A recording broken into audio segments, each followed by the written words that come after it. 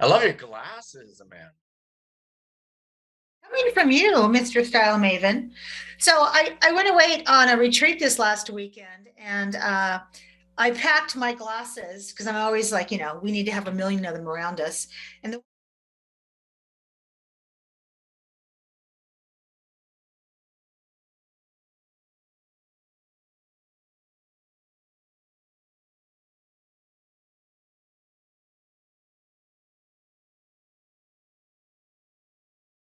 dollar Amazons because I'm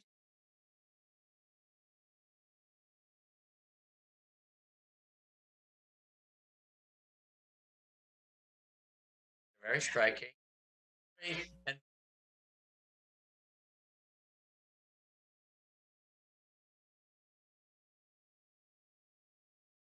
glasses, but you look great.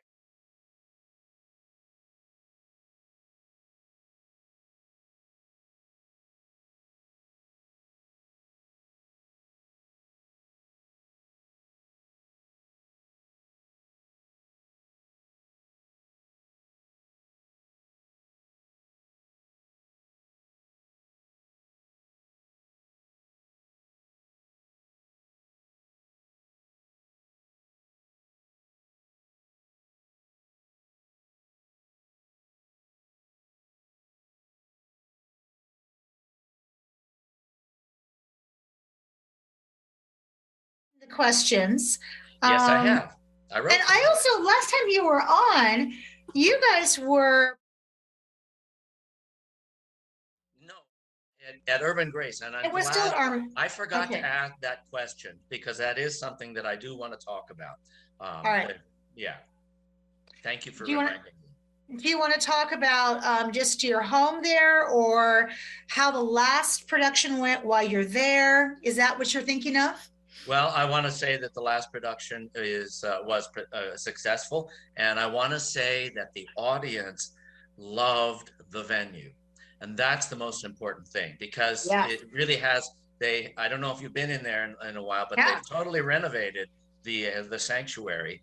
It's beautiful. It's acoustically wonderful, and and for our kind of operas this year, it fits very well and it's musically acoustically great, and All right. the seats are comfortable. Well, let's start it then. Let's get all this Okay. information out. Fred, are you You ready? got it. I'm going to go ahead and start my tape recorder. Amanda, you'll be coming from a break, and when you're done, you'll toss it to your next break. I'm going to go ahead and mute my microphone, and I will see you both in 13 minutes. All right, here we go. Sounds like a plan. It is. All right, 5, 4, 3, 2, the dog, 1. Welcome back to Cityline. With me, I have a very debonair face that you will recognize. He is known as the artistic director of Tacoma Opera, but I call him friend. Please welcome back to the show, Mr. Noel Corin. Noel, how are you this morning? I'm doing very well, Amanda. Thank you so much for inviting me, and it's always a pleasure to come speak with you and work with Fred too behind the scenes. Yeah. We would be nothing without our Fred because, as I often tell people, I cannot push the buttons. You don't want me to push the buttons. So thank God for our Fred. And you and I have matching outfits on. No, we did not call each other. No, we did not. We did not, but great minds think alike. So, Noel, since you were last on, your past production, you were at Urban Grace Church. Tell us how that went, because that was a new place for Tacoma Opera to inhabit. Yes, that's absolutely true. I mean, with all of the pandemic and the uncertainty about whether or not the theaters were going to be open with the new management, we decided some time ago that we should try out Urban Grace Church as a venue. They have just renovated it. In February, we were the first outside group to perform there publicly. And it was a very successful production. I loved the opera that we did. It was a really short opera, The Prodigal Son by Claude Debussy. But at any rate, the people loved the venue. And that is, I think, one of the most wonderful things. It's right down there in the theater district. All the parking is exactly the same as if you were going to the Rialto or Pantages. It's a very comfortable seating, and acoustically, oh my gosh, the Urban Grace Sanctuary, for my money, in my opinion, is possibly the best hall acoustically in the entire South Sound region. I know. It's so surprising. We have several wonderful acoustical halls. I mean, including the city theaters. So, at any rate, the production was very successful, and we got so much good feedback from the audience about how marvelous Urban Grace is as a venue for this kind of production. Our productions this year are very simple. We're not doing the full-blown bells and whistles, large sets, huge costumes, or anything like that, because we're hopefully coming out of this pandemic, but we're still being cautious. We're still being cautious. I love that. So you took Urban Grace for a test run, said, "Yep, I think we're going to become an item," and now we are here to talk about the next opera that is on deck, and that's Don Pasquale. What is that about? Tell us. Don Pasquale is one of the, in my money, one of the greatest comic operas ever written. It's a very small cast. It's only 4 soloists, and it's just very, very funny. It was written by Gaetano Donizetti, and first performed in 1843. Actually, it's an Italian opera, but it was first performed in Paris, believe it or not.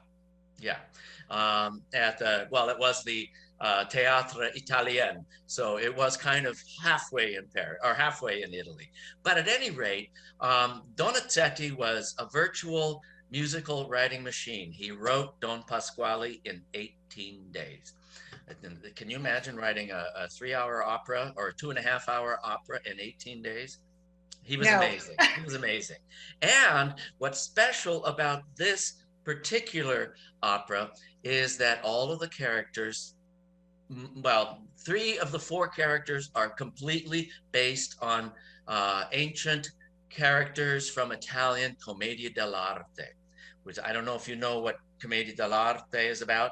Any rate, it was a very low life, much like a comedy form, much like what you see with the Three Stooges and Abbott and Costello, and not quite like the Keystone Cops, but it's from that earlier era of slapstick comedy, outrageous scenarios. It's about a scruffy old bachelor who decides he wants to marry a young 20-something girl, or 16-something age girl.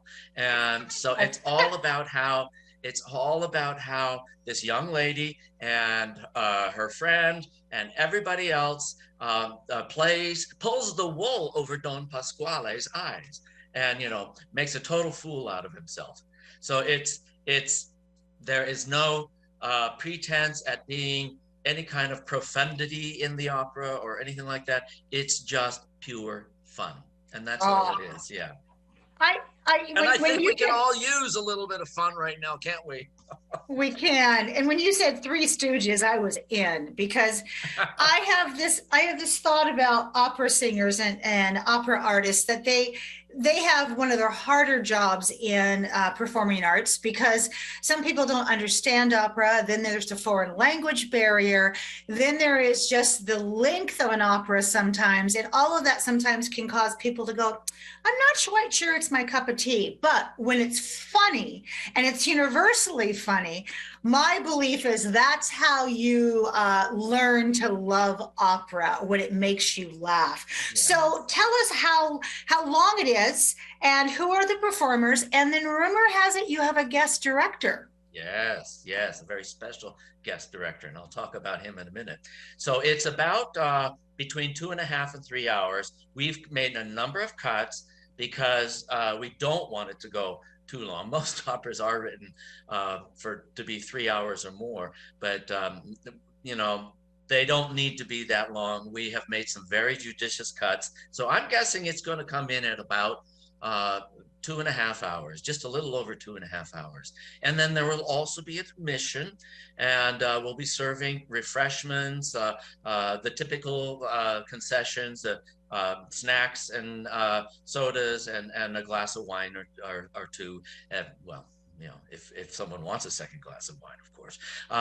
But it's about, like I said, it's a little over 2.5 hours, which is, I think, very reasonable. That's what some movies are these days. Actually, many movies. So, but at any rate, we have also assembled a really wonderful cast. Wonderful cast. I am so excited about the talent that we have and their ability on the stage. And I'll say their names. I don't know if they'll mean much to anybody at this point, because 3 of the 4 performers are totally new to Tacoma Opera. Yeah. So that's really exciting for me. They're just absolutely marvelous.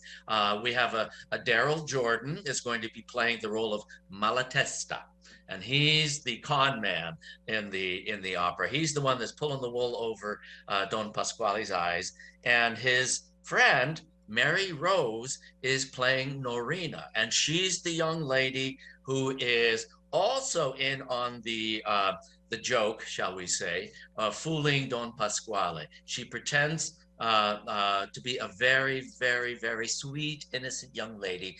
And then when they get fake married, she turns into the Wicked Witch of the West, you know. So it's that kind of thing. Yeah, it's a lot of fun. And then Andrew Etherington is playing Ernesto. Now, Ernesto is the romantic lover in this piece, and he is in love with Norina, played by Mary, and the two of them go through several misunderstandings because Ernesto thinks that she really is somehow in love with Don Pasquale, and so he gets all upset, like tenors always do, and he sings his woeful, soulful arias, and he just mopes and all over the stage and things like that. But it's really, really, really fun. And then finally, playing the lead role of Don Pasquale, it has worked. Glenn Gore is the person, and he has worked with Tacoma Opera many, many, many times. So he's an old pro. I'm glad he's on board. He's marvelous. He's absolutely marvelous. It's a perfect type for him. He knows how to play the buffoon very well. So it's going to be great that way. This is the kind of opera rehearsals that we'd love to have a hidden camera and outtakes on, because I can just imagine just the doubled over laughter that has gone on as these people explore these characters. So, and now tell us, who is the guest director that got to watch all this? Yeah, okay. So our guest director is someone that I've known for years. He is actually an internationally known stage director. He's from Seattle. He's lived in Seattle. I knew him back in the 70s when he was directing for Seattle Rep, the Intiman Theater, the Act Theater, and several other places, besides working all over the world in Toronto. He worked in Paris. He studied in Paris too, with some of the great mime artist Jean-Louis Barrault, and of the age, and worked in Italy as well. Any rate, he's been around for a long time, and Arnie is a specialist in commedia dell'arte and movement. So he has specialized in how to make present commedia dell'arte to audiences. And commedia dell'arte, as I said, actually started in the early the 14th century. So it's been an art form that's around. It's very physically based. It's a lot of slapstick, a lot of falling on the ground, although I don't think our singers will be doing much falling on the ground. But nonetheless, it's all about visual comedy. And like I say, Arnie has been a specialist in this year, is well loved in Seattle, as well loved everywhere he's ever worked. And I am so pleased that this is the first time that we've been able to attract him to Tacoma Opera. So I'm really excited about that. Yes, congratulations. So in these last few minutes, where do we get tickets? How much are they? And then let's talk about, even though we're starting to come out of COVID, knock on wood, what are the COVID precautions that Tacoma Opera is requiring? Okay, so people can get tickets by going to our website and clicking on the big button that says buy tickets here. And the tickets, we're doing all the ticket sales through our office this season. Next season, we'll be back in the city theaters, and so we'll be using their box office. But this is such a weird time, a weird season, that we're doing it all ourselves. And the ticket price is $50 per person. It's general admission, and it's not assigned seats. So I recommend that when you do come to the theater, to make sure you get the best seats, come a little early. I think that's the best way to do it. And if anyone has any questions whatsoever or any problems buying tickets online, just call our office. And Monday through Friday, 10 to 3, and our person in the office will help everybody, and they'll actually help them buy tickets themselves. And the number is 253-627-7789. I'm sure Fred will take care of that and add that to the screen at some point. Okay, COVID. All right. So we're all being very hopeful now, but to be prudent and stay on the safe side, we are still requiring everyone that comes to a performance to wear a mask during the performance itself. Now, obviously, you can't enjoy a glass of wine while you're wearing a mask, but at the same time, you can take your mask off in the intermission for eating some peanuts and drinking a glass of soda or something. But no, and we recommend that people bring their proof of vaccination or a proof that you've had a test, a virus test in the last 72 hours. So it's still pretty much the same as it was for all of our last production. And all of the companies that I know of, the performing arts companies, are still requiring people to take these precautions. I love that. Noel, as always, you bring such fun, such grace, and such culture to our city. Thank you so much for this production. And I hear your cat there on your lap, which is one of the reasons I love virtual interviews. And Noel, let's give these people, our audience, a behind the scenes look. I know that when performers come together, before they take the stage, they utter something in Italian that talks about going into the wolf's mouth. Would you tell us what that is and say in Italian for us?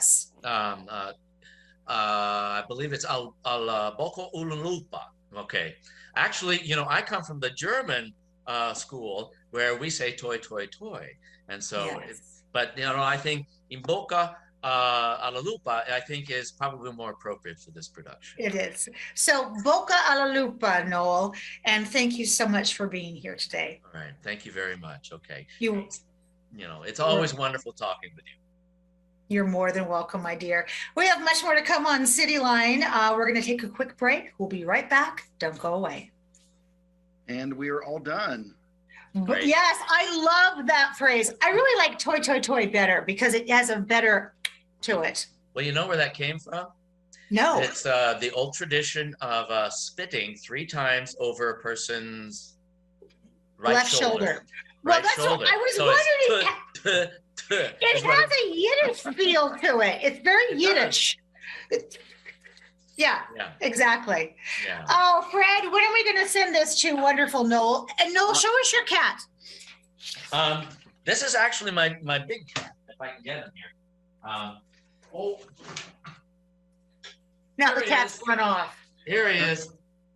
This is my big boy. This is Leo. This is Leo. Hello, he's Leo. Actually my outdoor cat, but lately he's been indoors a lot. My other cat is Misty, and she's a little gray pest of a cat who just cannot be stopped, has to be in my lap. And she's outside right now because I kicked her out. Because she has a habit of walking across the keyboard on the computer. I love that. All right, Fred, when will Mr. Noel get this? Noel, I will send you a link to your segment tomorrow, and it's always a treat when we get to visit with you. Oh, and a treat for me too. Okay. Have a great day, Noel. You too, and have a good time with all the rest of your guests today. Thank you. All right, take care. Bye-bye, love. Oh, I'm coming, Rosalie. Hang on. I'm coming.